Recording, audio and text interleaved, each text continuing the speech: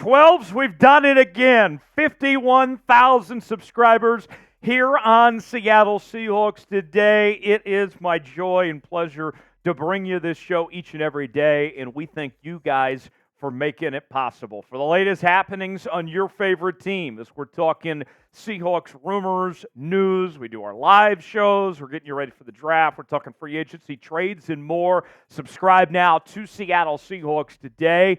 And now that we've reached 51,000 subscribers, we are chasing the Chiefs report to see who can get to 55,000 subscribers first. We're getting closer and closer to taking down little Jace Andrews. So do your part. Subscribe now. Join the family today, and we'll get started with today's show.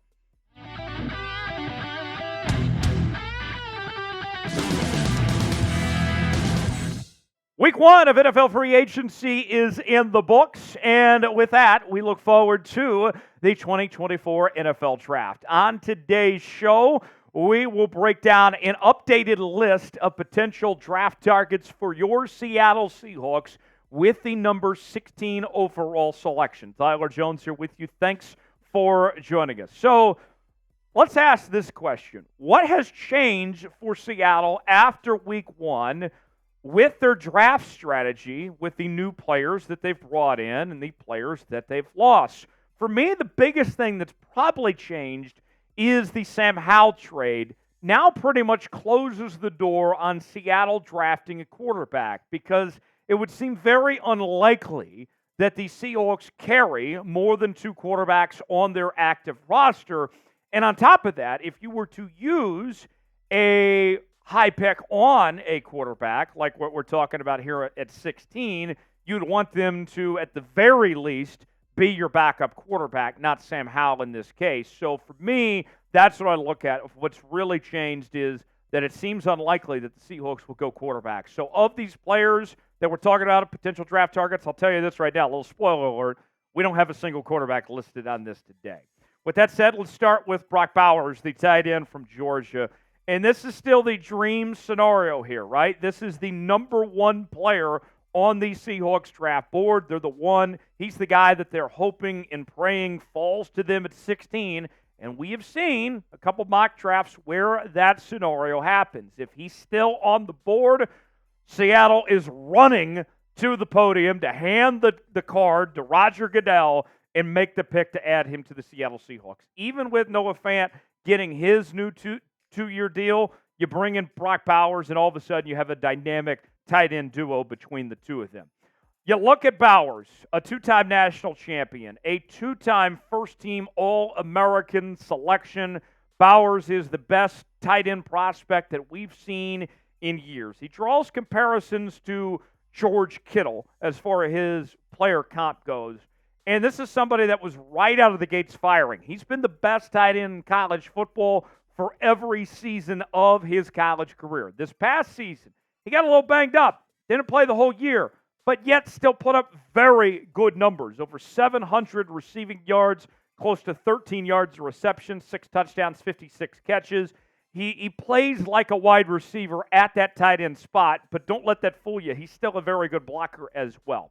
So our pinned comment today, should the Seahawks draft Brock Bowers? What do you guys think? Y for yes, N for no. Weigh in the comment section. Tell us what you think. Number 2 on our list, we find Dallas Turner, the outside linebacker from the Alabama Crimson Tide. And with Bowers and Turner, here's what I look at for the Seattle Seahawks with that pick at 16. If either one of those two guys are available, you take one of those two players. I know that we've talked a lot over the last couple of weeks about potential trade down scenarios, but if these two guys are there, you're not trading down. You're taking one of these two guys, and you don't even consider it. Dallas Turner, you could argue, is the best edge rusher in this entire draft. A consensus All-American, the SEC Co-Defensive Player of the Year this past season. Mel Kiper has him number 1 among outside linebackers and the number 10 player on his big board. Another guy that we've seen mocked to the Seahawks from time to time throughout the mock drafts over the last several weeks. And you look at what he's done. This guy has played at a high level for multiple years with Alabama, not just a one-hit wonder of sorts, if you will, a consistent threat there with the Crimson Tide over the last couple seasons. Another name that we'll bring up that is starting to rise up boards is somebody very familiar to fans of the Pac-12, the Pacific Northwest, Jackson Powers Johnson, center from Oregon. And I know what some of you may be thinking right away. Drafting a center in the first round, why would you do that? Well, here's why. The center position, what we've seen over the last couple of years, the top centers have certainly shown their worth when they've got the chance to be picked high. Think about Creed Humphrey a couple of years back for the Kansas City Chiefs. Was a second-round pick. He very well could have been a first-round pick and was arguably the best rookie in the NFL that season and has become, I think, the best center in football now. You look at Tyler Linderbaum a couple of years ago with the Baltimore Ravens. Ravens used a first-round pick on him, and they're not even thinking twice about it now. Linderbaum has been fantastic. So what we've seen is that there is value, that once you have that center, if you feel confident in him, don't hesitate on picking him with a high pick. If the Seahawks like what Jackson Powers Johnson brings to the table, and as we mentioned, his stock is starting to rise, he's getting respect around league circles, then I would have no problem whatsoever of taking care of that need the Seahawks have and getting a center that can play this position for many years to come. You get Jackson Powers Johnson, I think you're looking at your starting center for the next decade. Jackson Powers Johnson also likes the idea of potentially playing for the Seahawks, as he told us at the NFL Draft Combine just a couple weeks ago. I haven't met with the Seahawks yet, but I would love to stay in the Pacific Northwest. Pacific Northwest is, my second home. Like, I absolutely love it there. Per unpopular opinion, I love the rain, and it'd be awesome to kind of stay up there just because, there'd be a little bit of, hopefully I can convert some people in Washington to be some Ducks. So, yeah. More on Powers Johnson. I know Mel's got him as the number 2 center on his big board. I respect Mel, but I got him number 1 on my board, if I'm going to be honest with you. We mentioned played for the Oregon Ducks the last couple of seasons and was a unanimous All-American this past year. Also the Remington Trophy Award winner as well. And you look at his numbers, according to PFF, these are earth-shattering, folks. An overall grade, 84.3, a run block grade of 85.2, and a pass block grade of 90.6. This is somebody that does everything well. I saw producer Big Tex do the big mind-blown sign just now. Yeah, I felt the same way when I saw these numbers from Jackson Powers Johnson. Which player would you rather draft here if you're the Seahawks? Do you go with Dallas Turner, the best edge rusher in this draft, or do you go with the mind-blowing center, Jackson Powers Johnson, with this pick? Let us know what you think. Type D for Dallas Turner, J for Jackson Powers Johnson. Way in the comment section, let us know what you think. Got a great deal we're offering Seahawk fans right now. Hats are on sale for up to 50% off. By the way, there's more. We're also offering free shipping as well. Go see for yourself. Here's some of the selection of hats that we're selling. We have plenty of different options, beanies, and all sorts of different things you can see for yourself. Chatsports.com/Seahawks hats is where you can get these only for a limited time, up to 50% off, plus free shipping. Go check it out, chatsports.com/Seahawks hats. The link is in the comments and description of today's video as well. That is chatsports.com/Seahawks hats. Another name that Seahawk fans should be very familiar with, and that is Washington Huskies offensive guard Troy Fautanu. Fautanu can be a difference maker. We've seen him play at an extremely high level with the Washington Huskies over the last couple of seasons, and he could provide some much-needed help for what the Seahawks are looking for. Because we talk about how the free agency market affected things, and what we saw across the league was the offensive guard position was very expensive, okay? The offensive guard position, it was like you were shopping at Gucci or something here. I mean, it got out of hand how much these offensive guards cost. And for John Schneider and company, it was a breaking point. They're like, we can't really afford to spend like that. So I expect the Seahawks to invest at the guard position in the draft since they didn't do so in that first week of free agency, and Fautanu could be the fit that they're looking for. A first-team All-Pac-12 selection this past season, was the Pac-12 Offensive Lineman of the Year. And Kiper's got him as the number 1 offensive guard and number 12 overall player on his big board for this April's draft. And you look at the numbers for him, according to PFF, excellent when it comes to pass blocking, 88.2 grade. Run block grade could use some work, 61.9 there. Overall grade solid, 75.1. And he already knows the offense. Think about this, too, with Troy Fautanu here. He played under Ryan Grubb and Scott Huff, the Seahawks offensive coordinator and offensive line coach. So there's the familiarity there where he can step in right away and be a day one starter for the Seahawks if they decided to go that route. Number 5 on our list, that's where we find Jer'Zhan, the defensive end from the Florida State Seminoles.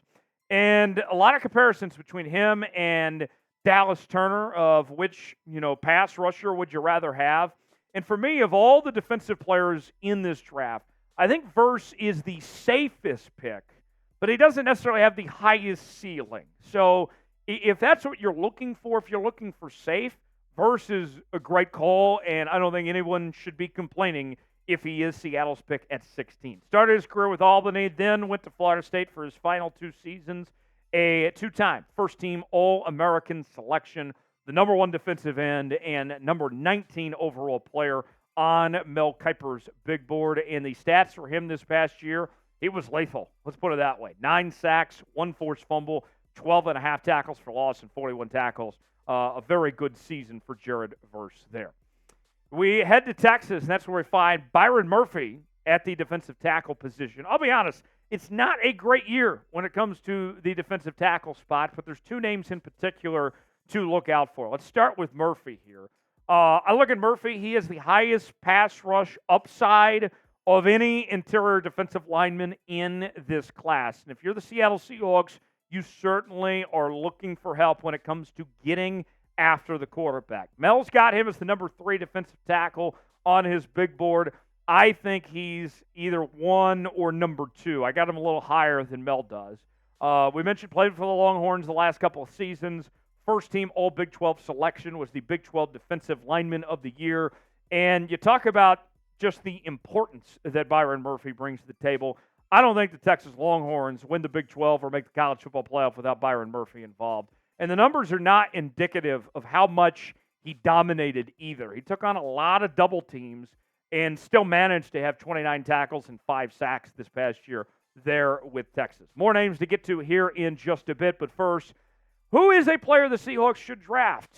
We are talking plenty of guys here on today's show, but want to hear from you guys. Let us know in the comments section somebody that you think would be a good fit for your Seattle Seahawks in the comment section below. The other defensive tackle to keep an eye on is Jer'Zhan Newton, known as Johnny Newton, from the Illinois Fighting Illini, former teammate of Devin Witherspoon. And credit where credit's due, Brett Bielema, who is a former NFL assistant in his own right under Bill Belichick, is producing a lot of good defensive talent there with Illinois. And you look at Johnny Newton, this is somebody that's violent getting off his blocks. That's always a good thing to hear. But the one knock, the negative of sorts when it comes to Johnny Newton, he is a little undersized for an NFL defensive tackle, and he's got shorter arms, about a 6'2", 295 frame for Johnny Newton. But the work he did this past year was still very good. First team All-American, Big Ten's Defensive Player of the Year, number 1 on Kiper's big board for Johnny Newton, who spent his time with Illinois from 2020 to 2023. And the numbers for him, I mean, we mentioned just getting after the quarterback, 8 sacks, 1 fumble recovery, also 52 tackles. Johnny Newton was really good there with Illinois in that front. Let's talk about a couple different corner options now for the Seahawks. As you look at this Seahawks situation here, Devin Witherspoon was so good in the nickel last year that you might actually be looking to draft an outside corner to play opposite of Reek Wallen to kind of let Witherspoon do his thing. Quinyon Mitchell is an option potentially, and we've seen his stock rise a bit.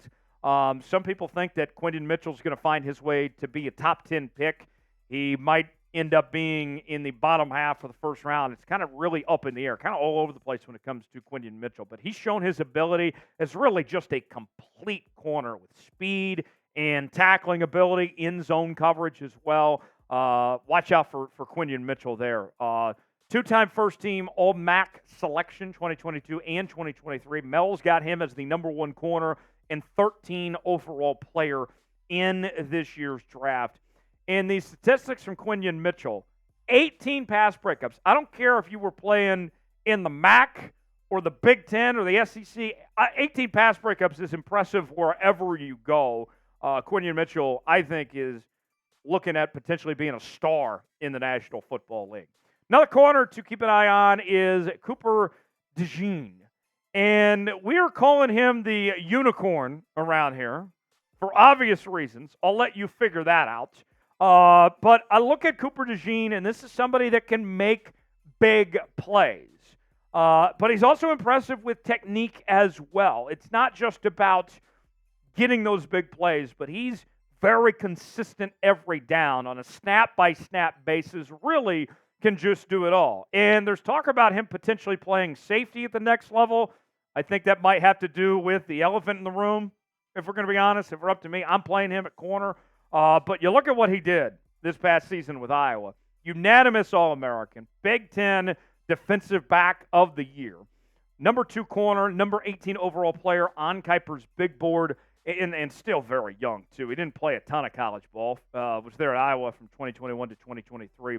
The numbers for Kiper DeJean include 5 pass breakups, 2 interceptions, 41 tackles, and 2 tackles for loss. He's not afraid of contact, which you can't say about everybody that plays his position. We'll wrap up here in just a moment, but I want to ask you guys, what is the Seahawks' biggest need in the draft? I need. What do the Seahawks need? Tell me in the comments section below. Last on our list, Latu from UCLA, a polished pass rusher who knows how to use his hands.